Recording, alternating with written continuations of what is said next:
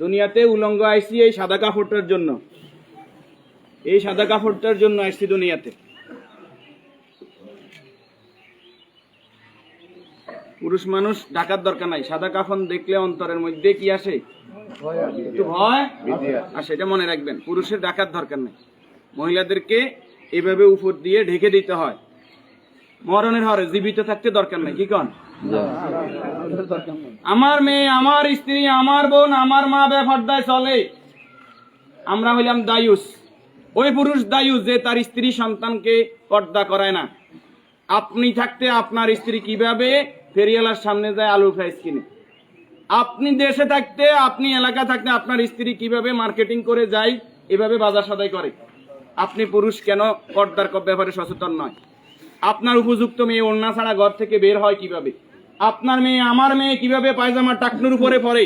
আমার ছেলে কিভাবে পায়জামা টাকনুর নিচে পরে?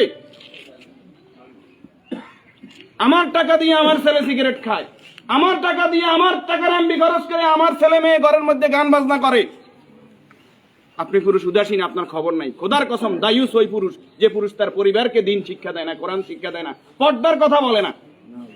আর দায়ুস জাহান্নামে যাবে। এই দুনিয়াতে আসছে সাদা কাপড়টার জন্য, শুধু এই সাদা কাপড়টা অ্যারেস্ট করার জন্য। কিন্তু এই সাদা কাপড়টাও নিজের টাকায় কিনা হয়, নিজের টাকায় কিনা হয় না, আত্মীয় স্বজন কেউ না কেউ। আমরা অনেক সময় শুনছি যে 3.5 হাতের মালিক ছাড়া আমি ন, আমি নিজে 8-10টা কবর এইভাবে দিছি যে উনি যে জায়গা দেখাই গেছে এই জায়গাত কবর দিন, আর জায়গা দিছি আমাদের বাড়িতে। কথা কি বুঝতে পারছেন?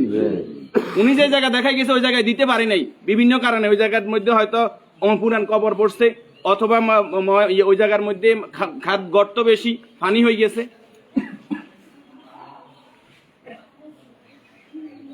তাহলে আমার শেষ জায়গাটাও আমার নির্দেশনা মতো হয় না, পরিবারে যারা আছে তাদের নির্দেশনা মতো হয়।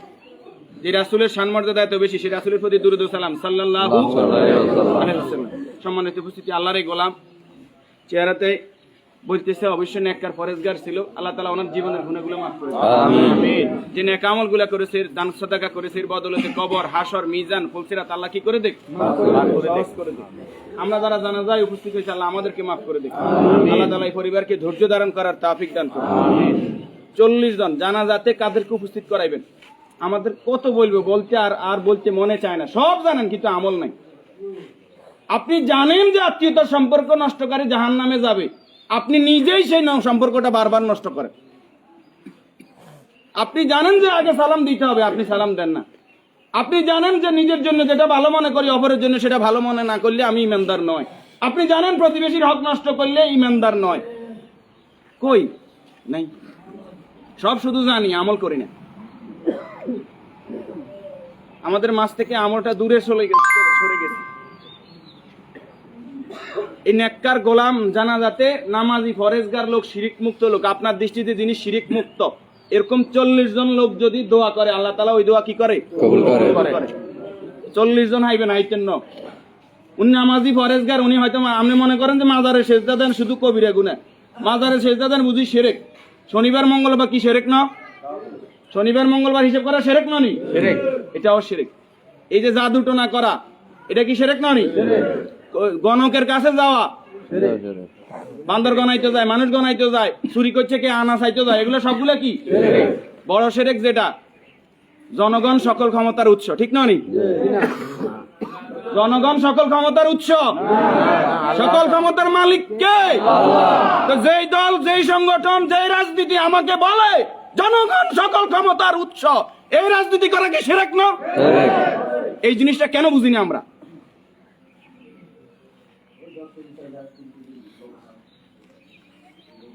আপনি মুখে বললেন জনগণ সকল ক্ষমতার উৎস, অন্তরে আপনি বলবেন যে হ্যাঁ আল্লাহ সকল ক্ষমতার উৎস, এটা তো আল্লাহ মানে না। মুখে যেটা বলতে হবে অন্তরে এক থাকতে হবে। তাহলে সকল ক্ষমতার মালিক কে? আল্লাহ। আর যারা রাষ্ট্র ক্ষমতায় গিয়ে, একজন মুমিন ইসলামী রাষ্ট্র ব্যবস্থার বাইরে যাওয়ার কোনো সুযোগ নাই। যদি আওয়ামী লীগ আবার তওবা ইস্তেগফার করি আই কয় যে আমরা আল্লাহর আইন অনুযায়ী রাষ্ট্র চালাইম, আমরা কইম আলহামদুলিল্লাহ। বিএনপি যদি কালকে বলে যে আমরা রাষ্ট্র চালাইম আল্লাহর আইন অনুযায়ী, কোরআনের আইন দিয়ে রাষ্ট্র চলবে, সৎ নামাজি ফরেজগার লোকরা চেয়ারম্যান মেম্বার হইব, তাকওয়াবান হইব, আমরা বিএনপির সাথে আছি, বিএনপি কে ভোট দেব। যদি জামাত ইসলামী বলে আমরা আল্লাহর আইন দিয়ে রাষ্ট্র চালাইবো, কোরআন চালাইবো, দেশ তাকওয়ার ভিত্তিতে চলবে, রাসূল যেভাবে চালাইবে আমরা তাদেরকে ভোট দেব। যদি চরমনাই বলে তাদেরকে ভোট দেব। আমাদের ব্যক্তিগত কারো কোনো আরস নাই। আমরা এই জমিন আল্লাহর, এই জমিনে আইন চলবে কার? আল্লাহ। এবার যেই আসুক এই তকমা নিয়ে আমরা তাদের সাথে আছি। রাজি আছেন? আল্লাহ তাআলা আমাদেরকে কবুল করুক।